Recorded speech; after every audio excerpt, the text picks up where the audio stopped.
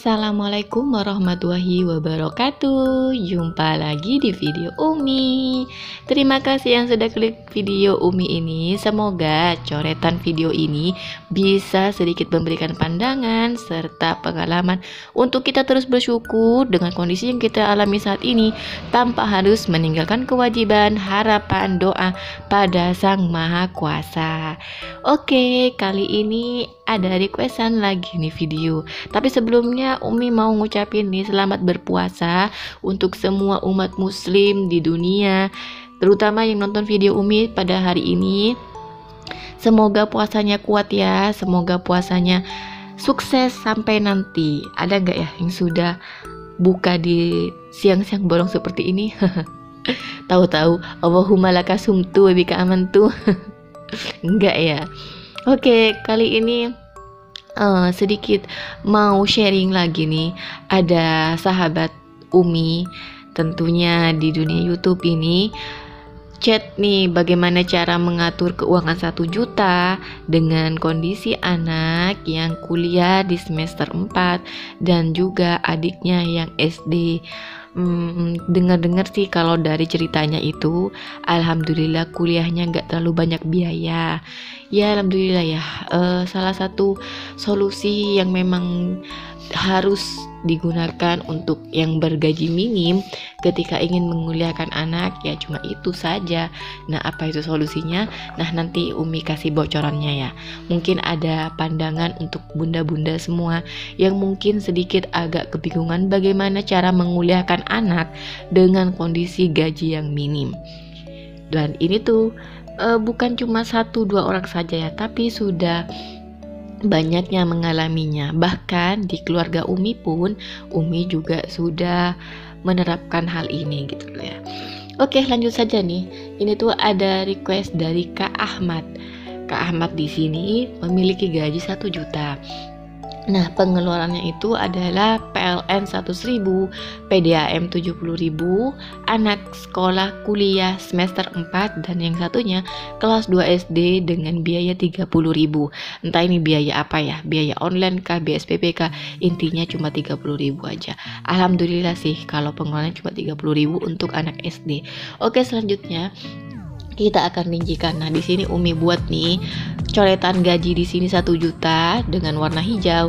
Kemudian ada kolom kewajiban yang harus dibayarkan di tiap bulannya. Jadi bingung nih, masih ada yang bingung dalam mengatur keuangannya. Oke, jadi Umi sedikit agak buat gambaran seperti ini supaya bisa memilah-milah mana yang harus dan mana yang termasuk kewajiban dan kebutuhan. Oke, di sini kewajibannya itu PLN 100.000, PDAM 70.000, sekolah 30.000, zakat 25.000, kuliah 200.000. Nah, untuk zakat di sini bisa di skip aja nih kalau misalnya memang tidak sesuai dengan apa yang Umi tuliskan. Tapi balik lagi, zakat di sini tidak akan tidak akan percuma nih. Ketika kita mau keluar zakat, insya Allah rezeki kita pasti akan ada aja, dan yakin dah gak akan tambah minim tapi tambah banyak. Itu aja sih yang bisa Umi sampaikan untuk zakat ini. Kemudian di sini ada kebutuhan. Kebutuhannya ada beras, dapur 200.000, untuk dapur 150.000. Nah, dapur di sini bukan dapur aja ya, tapi dapur dan cuci. Jadi seminim-minimnya aja nih untuk kebutuhan dapur dan juga mandi 150.000. Jadi kalau boleh dibilang belanjalah dengan seirit-irit mungkin dan pilih mana yang wajib untuk dibeli. Jadi bukan sekedar nyomot-nyomot ya. Karena keuangan 1 juta di sini merupakan keuangan yang sangat minim untuk kita keluarkan. Jadi ya, salah solusinya kalau memang harus dengan 1 juta ini ya kita harus meminimalisir semua pengeluaran yang ada. Nah, di sini kewajiban ada total 425.000, untuk kebutuhan 350.000. Nah, ada yang nanya nih, kuliah 200.000 itu untuk biaya apa? Nah, kuliah di sini adalah untuk biaya bensin atau uang saku. Kenapa sih kok cuma ada bensin dan uang saku aja? Nah, kita lihat nanti ya.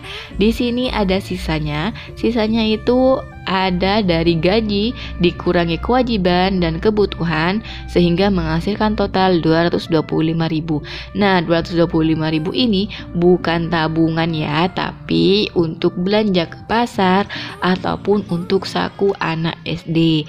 Nah, itu aja sih. Kalau dilanjutkan lagi. Gimana ya dengan keuangan 225.000 ini?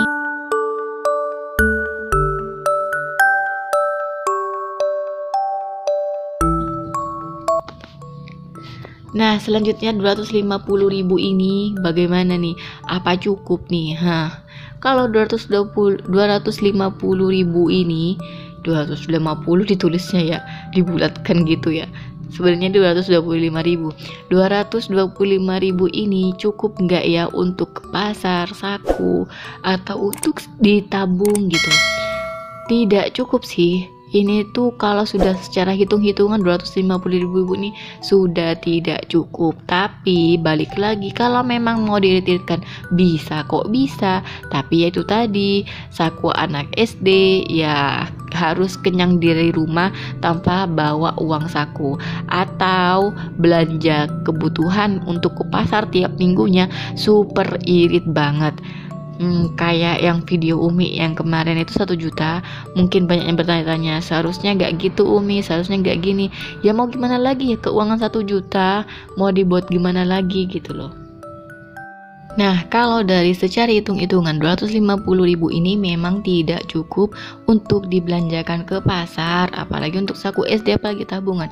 Tapi balik lagi, kalau kita memang tidak ada pilihan lain ya, harus bisa dengan mengalokasikan sisa ini untuk belanja ke pasar ataupun sisa lainnya. Tapi balik lagi, semuanya itu tergantung dari kita. Nah, bagaimana nih solusinya dengan keuangan 1 juta yang menyisakan seperti ini?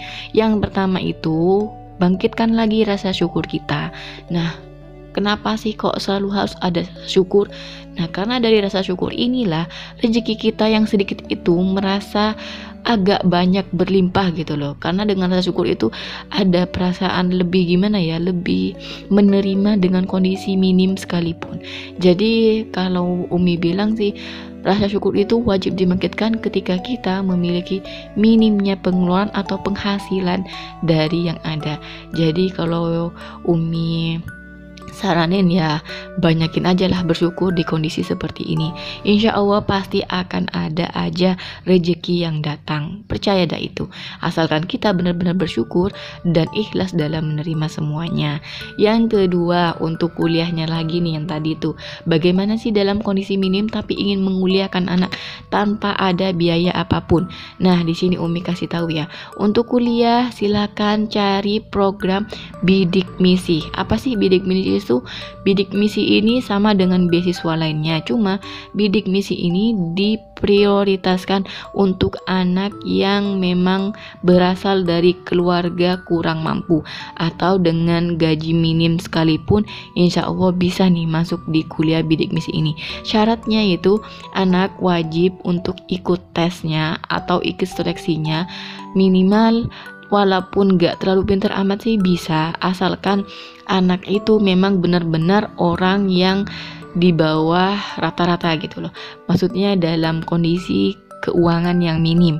Nah, nanti itu bakalan disurvei nih, rumahnya bagaimana, kondisi orang tuanya gimana, penghasilan orang tuanya gimana. Insya Allah banyak yang lulus kok. Nah, bagaimana sih untuk keuangan kalau kuliah sudah masuk bidik misi ini? Nah, untuk kuliah bidik misi ini kalau boleh dibilang 100% tidak ada biaya. Biayanya itu hanya untuk penginapan kalau anak itu agak jauh dari rumah, dan juga uang saku. Nah, kenapa tadi Umi bilang kuliah itu 200.000? Karena ya memang untuk hanya uang saku saja, bukan untuk biaya kuliah. Jadi kalau memang pengen masuk kuliah di kondisi minim seperti ini, silakan cari kuliah terdekat dari rumah yang mengandalkan yang ada program bidik misinya. Jadi sangat-sangat membantu nih. Karena adik Umi sendiri juga masuk ke bidik misi ini. Alhamdulillah sih gak ada biaya, hanya biaya kontrakan saja sama uang jajan aja. Ya sedikit-sedikit lah bisa membantu orang tua. Selanjutnya untuk sekolah SD gimana caranya? Pilih sekolah SD untuk negeri. Jadi kalau SD negeri insya Allah gak akan ada biaya hingga lulus nantinya. Biaya apapun tuh gak ada, bahkan itu tuh ada uang bantuan untuk tiap siswa kayaknya apa gimana ya, karena saudara Umi juga dapat gitu loh masuk SD, dia itu tiap semesternya dapat sejumlah uang ya berapa ya, antara 400 sampai 600 kayaknya gitu per semester. Ya lumayan kan ya, bisa nambah-nambah buat beli buku atau keperluan sekolah lainnya, atau untuk mungkin tabungan, atau mungkin untuk tambahan biaya hidup. Ya lumayan kan ya. Intinya silakan kulik-kulik lagi SD yang dituju dan silakan konsultasi pada pihak sekolah. Dan selanjutnya bagaimana untuk penghasilannya? Untuk penghasilan di sini gak ada kata lain, silahkan tambah penghasilan untuk bunda maupun ayah gitu loh. Untuk istri dari Pak Ahmad maupun Bu Ahmad silahkan nih cari penghasilan tambahan. Misal bapak ngojek, ibu jadi buruh cuci, ataupun jualan kelontong-kelontong gitu di rumah atau apapun gitu ya. Dan kemudian ajak anak untuk jualan online. Nah, ajak anak jualan online di sini maksudnya yang kuliah gitu loh. Yang kuliah itu kan pasti megang HP itu. Jadi manfaatkanlah jualan online, karena hari ini bulan ini tuh karena di situasi seperti ini tuh banyak kan yang jualan online, jadi gak ada salahnya mencoba. Selanjutnya ajak keluarga untuk berhemat, bukan hanya untuk anak saja tapi ibu, bapak, semua yang ada di situ silakan untuk berhemat. Nah, itu saja sih yang bisa Umi berikan untuk tips dan trik di gaji minim seperti ini. Insya Allah ini tuh sudah Umi rasakan, keluarga Umi sudah rasakan, dan ini tuh memang jadi solusi banget untuk keluarga dengan gaji minim. Jadi jangan minder untuk keluarga gaji minim. Sebaiknya ya gitu, kita terus berusaha dan ikhtiar tanpa harus kita meninggalkan apa yang menjadi kewajiban kita. Jadi itu saja sih catatan dari Umi, semoga bermanfaat ya.